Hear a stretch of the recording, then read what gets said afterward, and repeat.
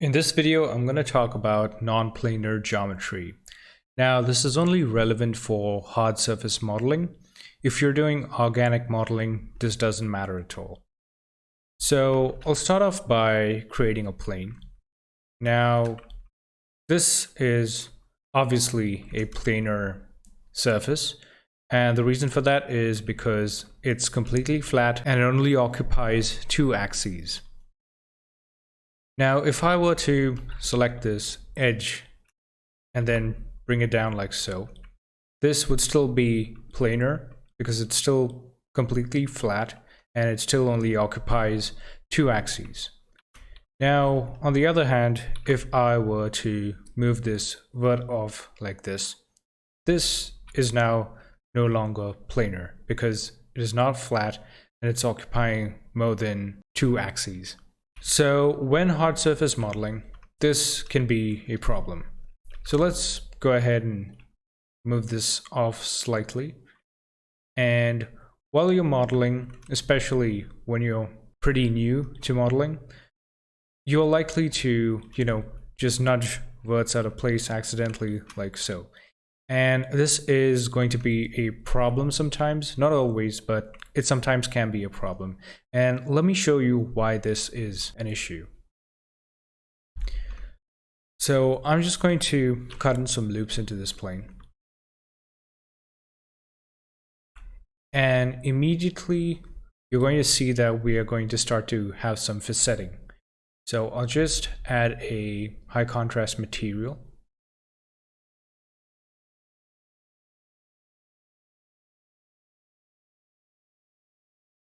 Now let's just check the material preview, and you're already going to notice that we have some facetting. So we've got these creases that are running across the surface that is undesirable. So if you're doing any kind of modeling that is not subdivision modeling, this is going to be a big problem because you're going to see all these creases. Now let's continue to add details to this. So adding another loop and then beveling it.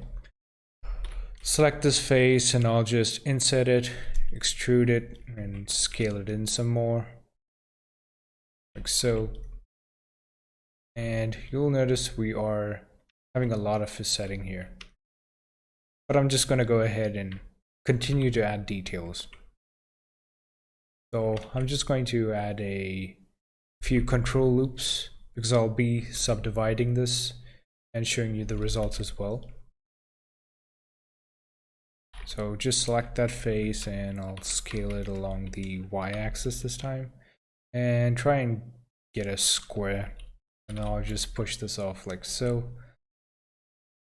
So I'll just poke face now and use the knife tool to just add in a couple of edges.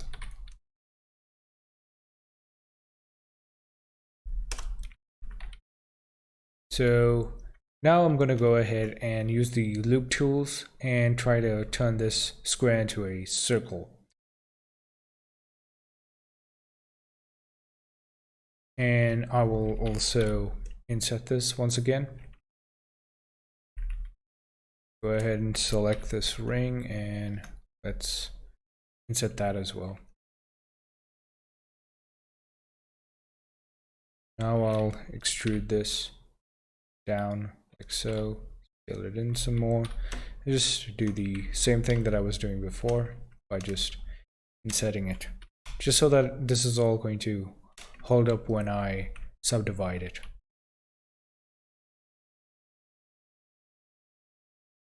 So now let's go ahead and examine this. So I'll just change the environment so we have something in which we can see this much clearer. So you're going to see that all the edges that I cut into this are going to be visible. So any modeling that you're going to do that is not subdivision modeling, this is going to be quite a bit of a problem because you're going to be able to see all these loops that are cut into the surface. And you'll notice that the shading is completely different from you know, face to face. So it's completely different from face to face, and this is not what we want. This is undesirable. But anyway, I'm going to go ahead now and subdivide this, and I'll shade smooth as well. Just add a few more divisions here.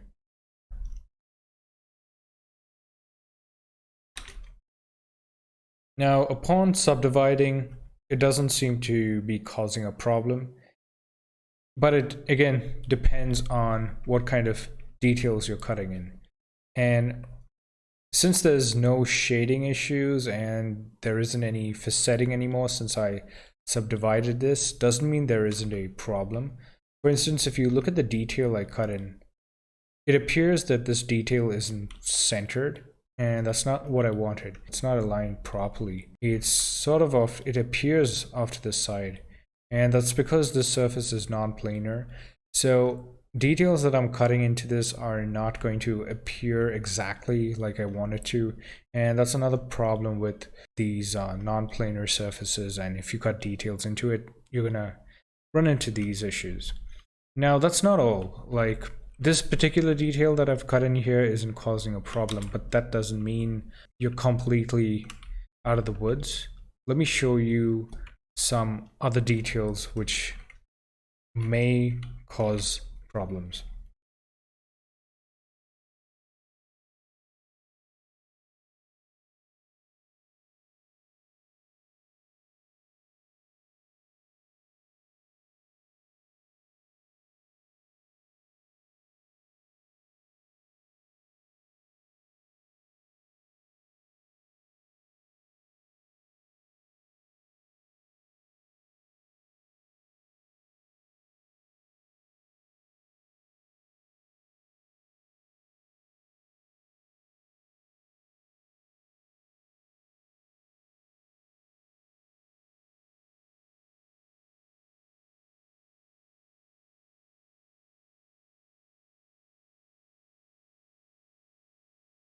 Now let's go ahead and subdivide this.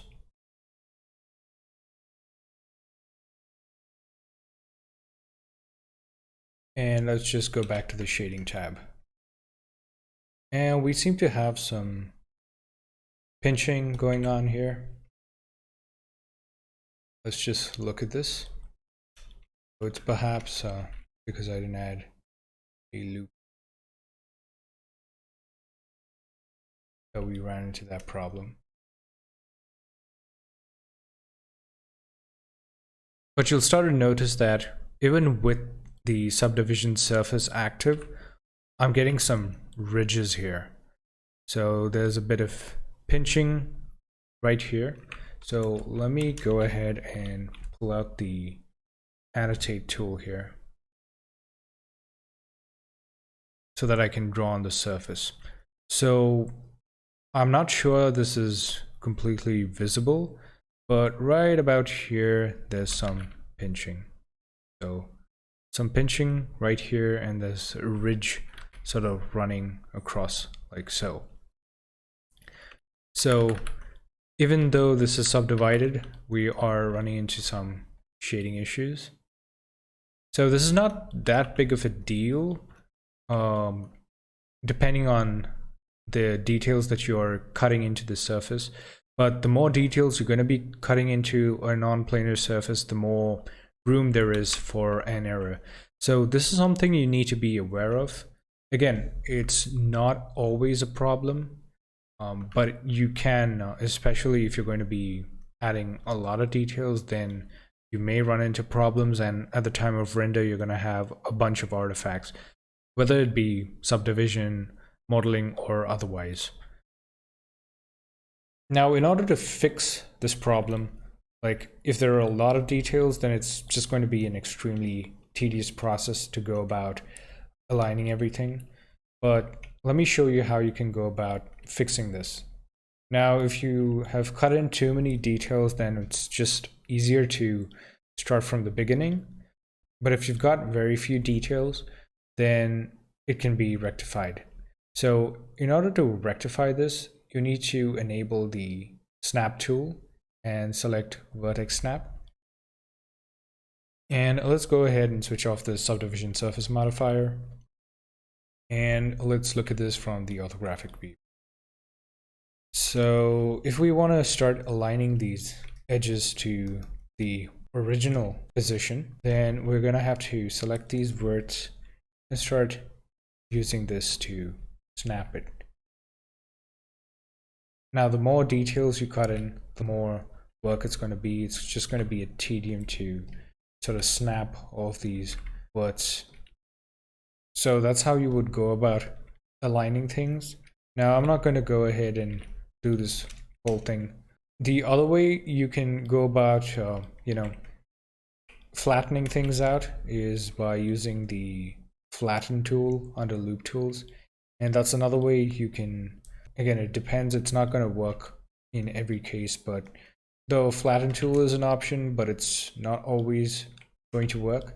So your best bet is to use the snap vertex tool to align anything that's been out of place. So if you had a plane and you've just, nudged this vert out of place like so, then to align it, it's very easy to just use the snap tool like so, and it's perfectly aligned. So that's it for this video. Thanks for watching. If you've learned something, give the video a thumbs up. And if you'd like to see more videos like this, then be sure to subscribe and hit that notification bell so that you don't miss an upload.